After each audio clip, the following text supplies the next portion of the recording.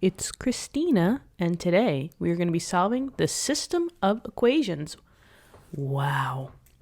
We got this. We got to solve it, right? We have a system of equations, right? And a system of equations is just a fancy word for saying you got two or more equations and they may interact with each other. They may be the same line or they may not even interact.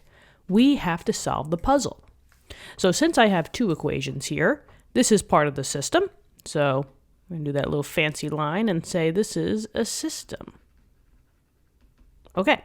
Now, I'm looking at these equations, right? I notice that for the x values, they are all just x raised to the first, right? And same for the y's. So anytime that you have x's raised to the first, y's raised to the first, these are linear lines. So if I can just paint a picture, right? If one line is going this way linearly, it's a straight line, and the other one maybe is going this way linearly, the solution would be x marks the spot. It would be that point, that ordered pair, in which they communicate, in which they have the same point. So that is what we're trying to solve for. You're solving for just a coordinate, which means that you're solving for the x value and the y value that they have in common. But now, right, when we're doing algebra-based, right, this isn't, differential equations are really high up calculus, but hopefully the goal for the channel is to get up there for you guys. So if you do have to take, Calc 1, Calc 2, in the future, we will have you guys covered. That is definitely a goal for the channel. But for right now, we're just doing systems. And if we're just doing algebra, we only can deal with one variable at a time, right? The answer is always x equals or y equals. But in this case, I got both variables. So I got to get rid of one of them. Now, usually, we love to do the substitution method for systems of equations. But in this case, right, I might want to eliminate because I notice that for each x value, I don't have like just a 1x or a 1y. Each x and each y have numbers in front of them. So it would probably be easier to eliminate than to substitute in. Now, just choose the method that's easy for you, right?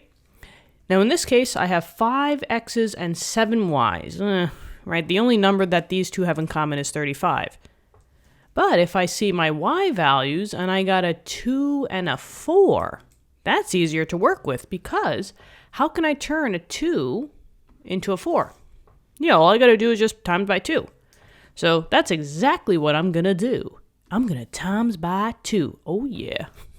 Little rhyming action going on. Maybe I'll just say, we're going to solve, and then we're going to take this whole equation, and we're going to times it by 2. So 2 times. So we're going to take equation 1, and we're going to times it by 2. But now, and maybe what I'll do is I'll just bring this in. But you got to be fair, that if you are timesing this 2 by the y value, you got to do it for all of the other values, right? You got to be fair. All is fair in mathematics. So 2 times 10, oh, did I just give you the answer? 2 times 5 is 10.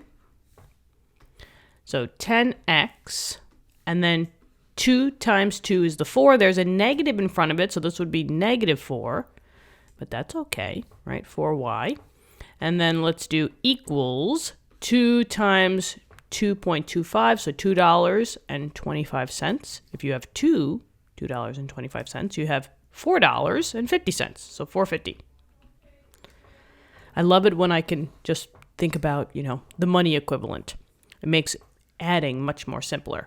This I didn't touch, so I'm just going to drop that one down. So 7x minus the 4y, and I get equals to 30.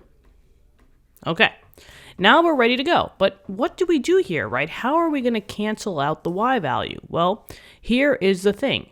If you have opposite signs, so if you have, a y value that's a positive on the top and a y value that's a negative on the bottom, you will add these two equations together. But if you have the same signs, so whether you have a positive y on the top and a positive y on the bottom, or a negative y on the top and a negative y on the bottom, you will subtract. And that's how you will eliminate your same signs. So just pay attention. In this case, we have both negative 4s, right?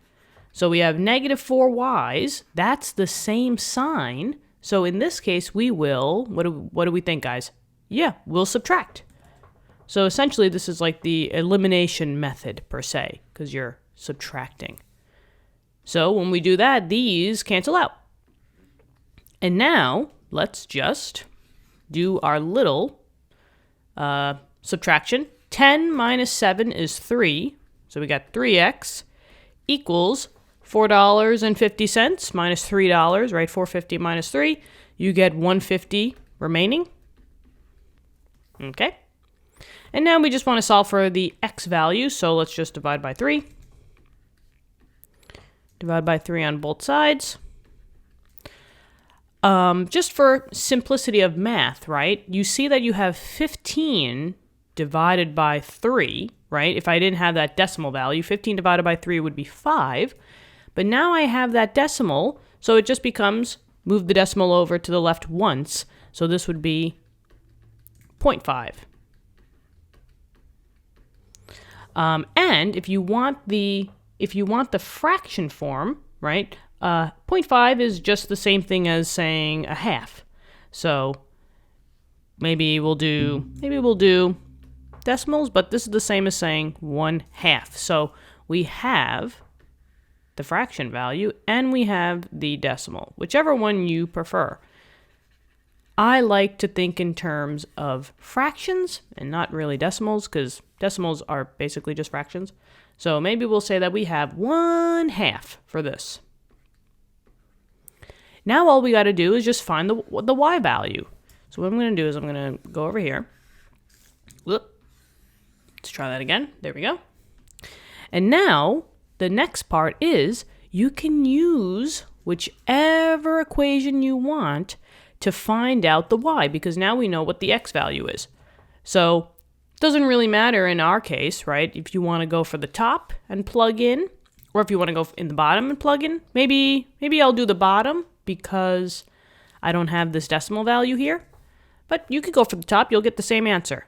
So we have 7x minus 4y, and this is going to equal all 3.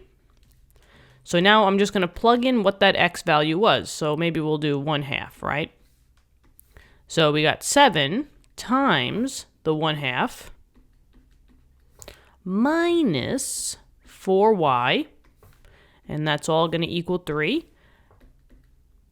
So let's do 7 times 1/2 is just the same thing as saying 7/2 minus 4y equals 3.